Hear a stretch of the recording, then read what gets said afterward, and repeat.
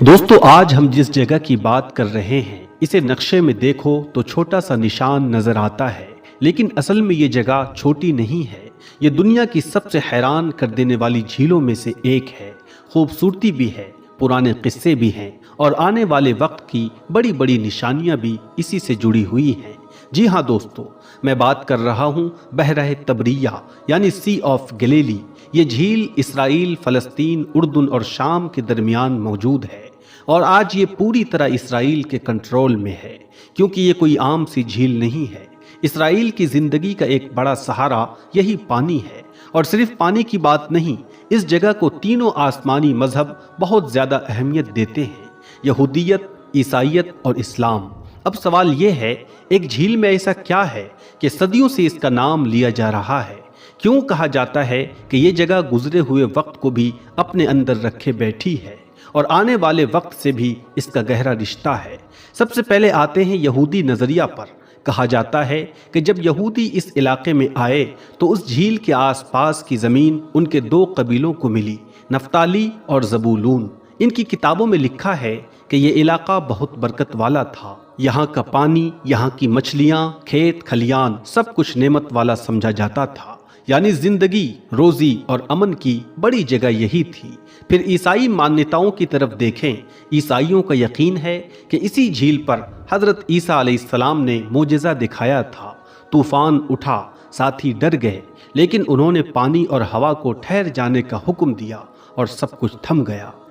कहा जाता है कि वो पानी पर चलकर भी अपने साथियों तक पहुंचे थे। इसीलिए आज भी दुनिया भर से ईसाई यहाँ आते हैं।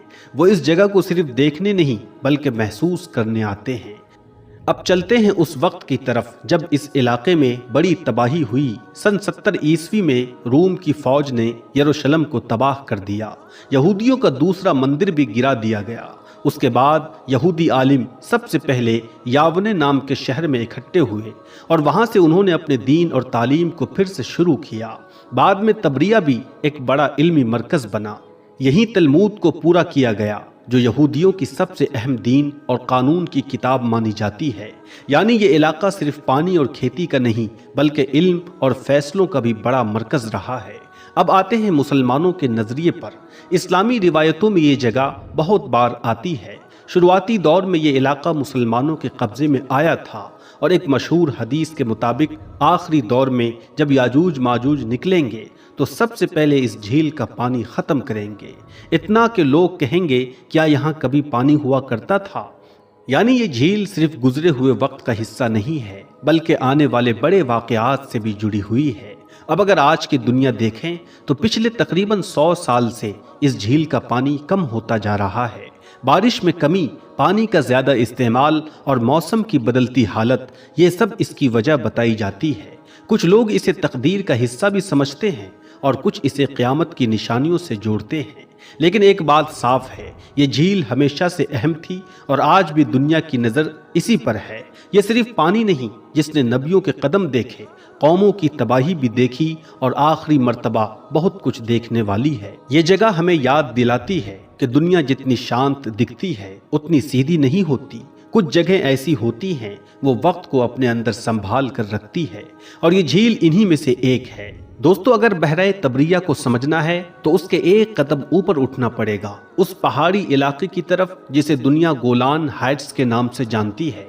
ये जगह झील जितनी ही अहम है, बल्कि कई लोग कहते हैं कि असली कहानी तो इसी इलाके से शुरू होती है, क्योंकि ये सिर्फ पहाड़ नहीं, ये इस नक्शे का सबसे नाजुक टुकड़ा है जिसके आसपास सदियों से नजरें टिकी हुई हैं। गोलान हाइट्स क्यों इतना ज़रूरी है ये भी समझ लेते हैं। एक तरफ नीचे बहराए तबरिया का पानी और ऊपर गोलान हाइट्स के ऊंचे ऊंचे पहाड़। कहते हैं कि जिसने ये पहाड़ पकड़ लिए उसने पानी पर, रास्तों पर और पूरे इलाके पर नजर का हक पा लिया। दोस्तों, बस इतना समझ लें, यहाँ से जंग में फौजें नीचे के इलाकों को कंट्रोल कर सकती हैं। झील का पानी और उसके आसपास की ज़मीन पर नज़र रहती है। ये जगह 4 मुल्कों के बीच टिकी है, यानी छोटा सा हिस्सा लेकिन पूरे नक्शे को हिला सकता है। आज दुनिया की ताकतें न्यूक्लियर हथियारों से डरती हैं, लेकिन इस इलाके में लोग पानी और ऊंचाई की लड़ाई लड़ते हैं। ईसाइयों के मुताबिक सबसे बड़ी जंग, यानी दुनिया की सबसे बड़ी जंग, जिसे आर्मगेडन कहा जाता है, وہ اسی علاقے کے پاس ہوگی۔ اور اگر مسلمانوں کی روایت دیکھیں تو یہاں کے آس پاس دجال کا ذکر بھی آتا ہے، وہ فتنہ جس کی طاقت دنیا کو ہلا دے گی۔ کتنا کچھ یہاں جوڑا گیا ہے نا، ایک طرف طاقتوں کی جنگ، دوسری طرف تقدیر اور آخری بھرپور امتحان کا ذکر۔ آج اگر اس علاقے کو دیکھیں تو سیٹلائٹ تصویریں، فوجی بیس اور سیکیورٹی پوائنٹس ہر جگہ نظر آتے ہیں۔ کبھی کبھی ایسا لگتا ہے جیسے کوئی بڑی تیاری چل رہی ہو۔ تاریخ بھی گواہ ہے کہ یہ زمین ہمیشہ ٹکراؤ کا میدان رہی۔ کچھ لوگ اسے جیو پولیٹکس کہتے ہیں، لیکن بہت سے لوگ کا ماننا ہے کہ یہ جنگ صرف نقشہ نہیں، آنے والے وقت کا موڑ ہے۔ جیسے جیسے جھیل کا پانی کم ہو رہا ہے، ویسے ویسے بحث بڑھتی جا رہی ہے۔ کیا پانی کی لڑائی اور تیز ہوگی؟ کیا یہ علاقہ ایک اور بڑی جنگ کا سینٹر بن جائے گا؟ کیا وہ دور جس کی خبر دی گئی تھی دھیرے دھیرے قریب آ رہا ہے؟ ان سارے سوالوں کے جواب آج کوئی صاف صاف نہیں دے سکتا۔ عیسائیوں کے مطابق سب سے بڑی جنگ جسے آرمگیڈن کہا جاتا ہے وہ اسی علاقے کے پاس ہوگی، اور اگر مسلمانوں کی روایت دیکھیں تو یہاں کے آس پاس دجال کا ذکر بھی آتا ہے، وہ فتنہ جس کی طاقت دنیا کو ہلا دے گی۔ کتنا کچھ یہاں سے جوڑا گیا ہے، ایک طرف طاقتوں کی جنگ، دوسری طرف تقدیر اور آخری بھرپور امتحان کا ذکر۔ آج اگر اس علاقے کو دیکھیں تو سیٹلائٹ تصویریں، فوجی بیس اور سیکیورٹی پوائنٹس ہر جگہ نظر آتے ہیں۔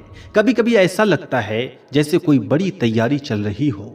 تاریخ بھی گواہ ہے کہ یہ زمین ہمیشہ ٹکراؤ کا میدان رہی۔ کچھ لوگ اسے جیو پولیٹکس کہتے ہیں، لیکن بہت سے لوگوں کا ماننا ہے کہ یہ جگہ صرف نقشہ نہیں، آنے والے وقت کا موڑ ہے۔ جیسے جیسے جھیل کا پانی کم ہو رہا ہے، ویسے ویسے بحث بڑھتی جا رہی ہے۔ کیا پانی کی لڑائی اور تیز ہوگی؟ کیا یہ علاقہ ایک اور بڑی جنگ کا سینٹر بن جائے گا؟ کیا وہ دور جس کی خبر دی گئی تھی دھیرے دھیرے قریب آ رہا ہے؟ ان سارے سوالوں کے جواب آج کوئی بھی صاف صاف نہیں دے سکتا، لیکن حالات آج جس طرف جا رہے ہیں وہ یہی بتاتے ہیں کہ اس جگہ کو سمجھنا، نظر رکھنا بہت ضروری ہے۔ کبھی سب کچھ نبیوں کے قدموں سے چلتا تھا، پھر فوجیں آئی، پھر پالیٹکس آئی، اور اب پوری دنیا اس چھوٹے سے علاقے کو دیکھ رہی ہے۔ تاریخ یہاں ختم نہیں ہوتی، بلکہ یہاں سے تو کہانی اور گہری ہوتی ہے۔ کبھی لوگ یہاں کھیتی کرتے تھے، لیکن آج فوجی یہاں پر اپنا علاقہ بنائے بیٹھی ہیں۔ کبھی مچھلی پکڑنے والی کشتی آتی تھی، لیکن آج ڈرونز گھومتے ہیں۔ شاید یہ اشارہ ہے کہ سمندر اگر شانت دکھے تو بھی اس کے نیچے ہلچل چلتی رہتی ہے۔ دوستو، بحیرہ طبریہ کی بات صرف گزرے زمانے تک محدود نہیں ہے، یہ جھیل آنے والے وقت کے ان اشاروں میں بھی شامل ہے جن کا ذکر ہم نے بچپن سے سنا ہے۔ کہانی یہاں ایک جگہ پر خاموش نہیں ہوتی، بلکہ آگے بڑھتی رہتی ہے اور پہنچتی ہے یاجوج ماجوج اور دجال کے قصے تک۔ حدیثوں میں آتا ہے کہ جب یاجوج ماجوج نکلیں گے تو ان کی گنتی اتنی زیادہ ہوگی کہ جہاں سے گزریں گے سب کچھ ختم کرتے جائیں گے، اور ان کا پہلا ٹھکانہ کیا بتایا گیا؟ یہی جھیل۔ روایت میں لکھا ہے کہ ان کا پہلا گروہ اس جھیل کا سارا پانی پی جائے گا، پھر دوسرا جتھا آئے گا اور وہ کہے گا یہاں کبھی پانی ہوا کرتا تھا۔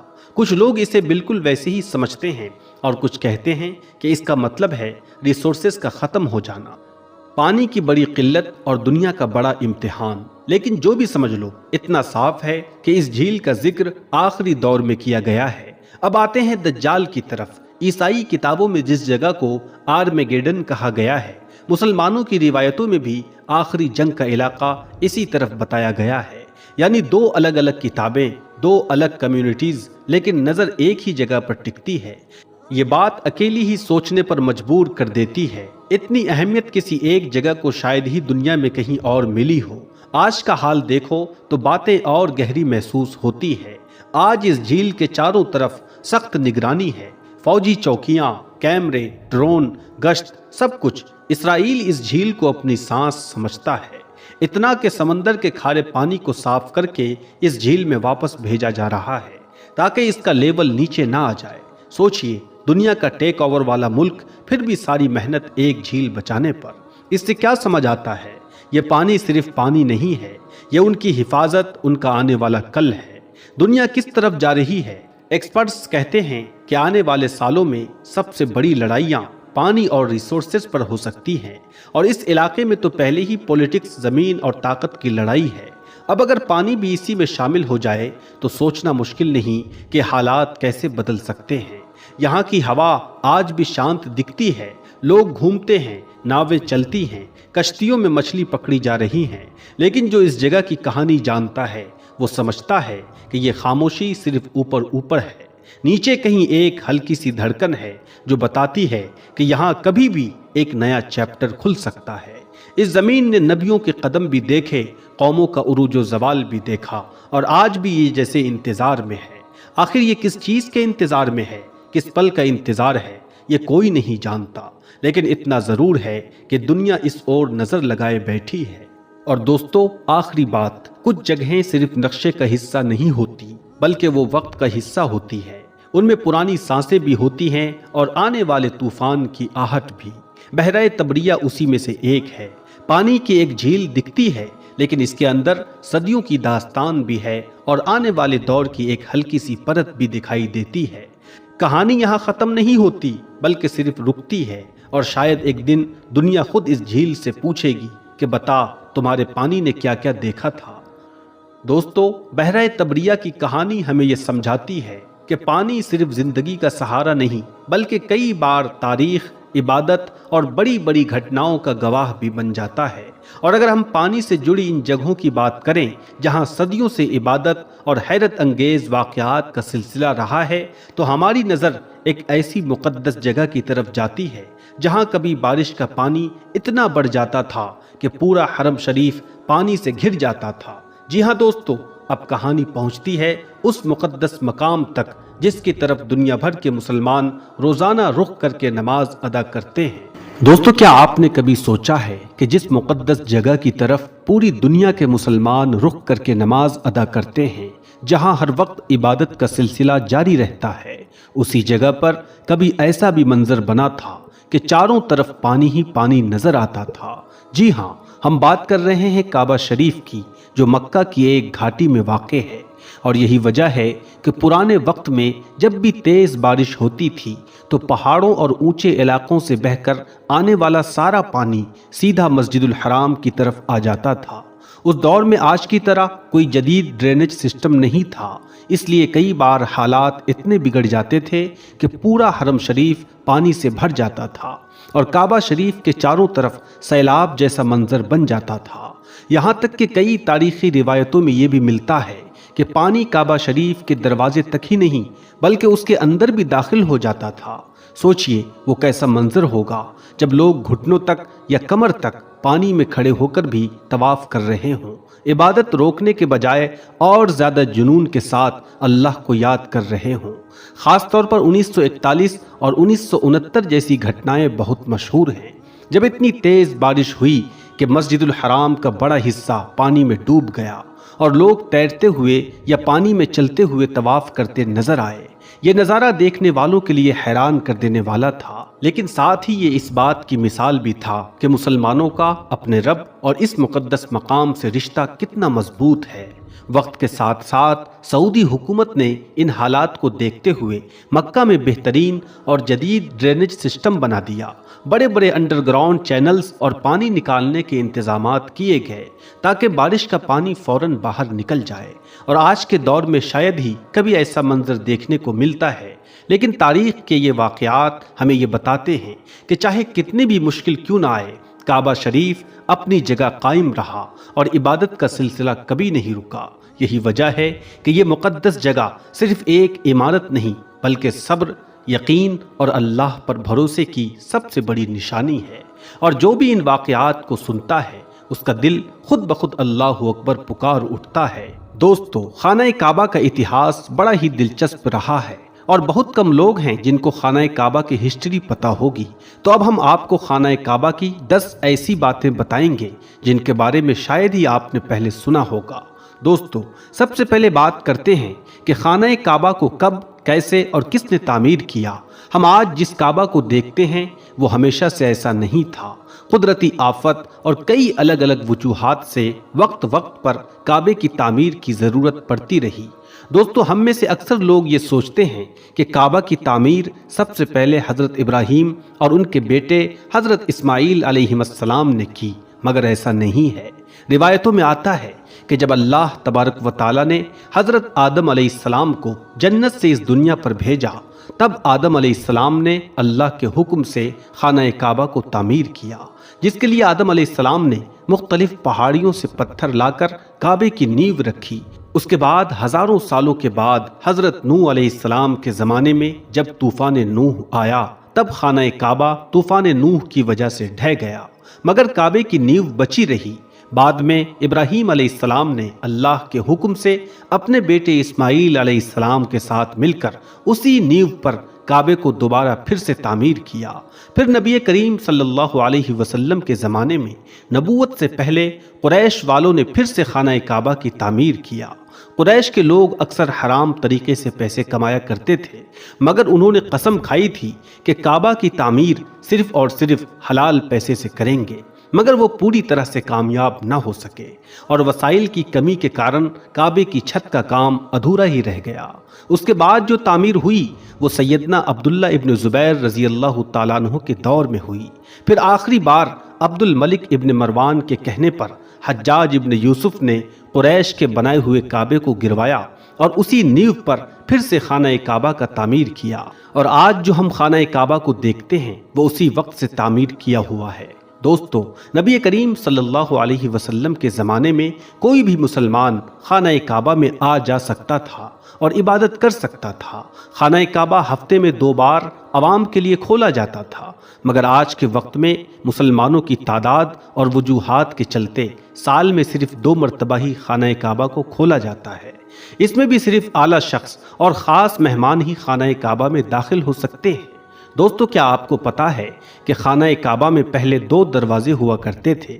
جی ہاں، ایک خانہ کعبہ میں داخل ہونے کے لیے اور دوسرا باہر نکلنے کے لیے، اور تو اور ایک کھڑکی بھی ہوا کرتی تھی، مگر آج خانہ کعبہ میں صرف ایک ہی دروازہ رکھا گیا ہے، اور اس دروازے کے بارے میں بھی ایک دلچسپ معلومات ہے۔ یہ دروازہ سن 1969 میں تقریباً 300 کلو سونے سے بنایا گیا تھا۔ جی ہاں دوستو، 300 کلو سونا۔ اس سے پہلے یہ دروازہ چاندی کا ہوا کرتا تھا، اور جو پہلے کھڑکی ہوا کرتی تھی اس کو بھی ہٹا دیا گیا۔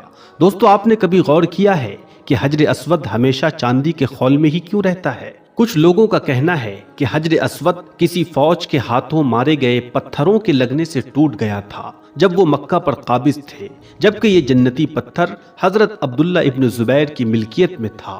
کچھ لوگوں کے مطابق حجر اسود بحرین سے تعلق رکھنے والی اسماعیلی گروپ کے ہاتھوں ٹوٹ گیا تھا۔ ان لوگوں کا یہ خیال تھا کہ حجر مبارک ایک توہین پرستی کا عمل ہے۔ اپنی بات کو سچ ثابت کرنے کے لیے ان لوگوں نے 10,000 حاجیوں کو زمزم کے کنویں میں پھینک دیا تھا، یہاں تک کہ کہا جاتا ہے کہ ان لوگوں کو مار کاٹ کر پھینک دیا گیا تھا۔ یہ غیر انسانی عمل کافی نہیں تھا کہ یہ شیطان جو تھے انہوں نے حجر اسود کو عرب کے مشرق میں لے گئے اور پھر عراق کے شہر کوفہ لے گئے، جہاں اس کے عوض انہوں نے بہت سارے پیسے وصول کیے۔ جب ان کو مجبور کیا گیا تھا کہ وہ اس کو خلیفہ عباسی کو واپس کر دے، جب اسے واپس کیا گیا تھا تو یہ ٹکڑوں میں تھا، اور اس کو ٹھیک کرنے کے لیے صرف ایک ہی طریقہ سمجھ آ رہا تھا کہ اس کو چاندی کے سانچے میں رکھا جائے۔ کچھ لوگوں کے مطابق اس مقدس پتھر کے کچھ حصے آج بھی کہیں گم ہیں۔ اور پیارے دوستو، کعبہ لفظ کا میننگ ہوتا ہے قیوب، یعنی یہ کہہ لیجئے چوکور۔ مگر کیا آپ کو پتا ہے ابراہیم علیہ السلام کے وقت کعبے کے ایک سائڈ کا حصہ گول ہوا کرتا تھا، جسے آج ہم حتیم کے نام سے جانتے ہیں۔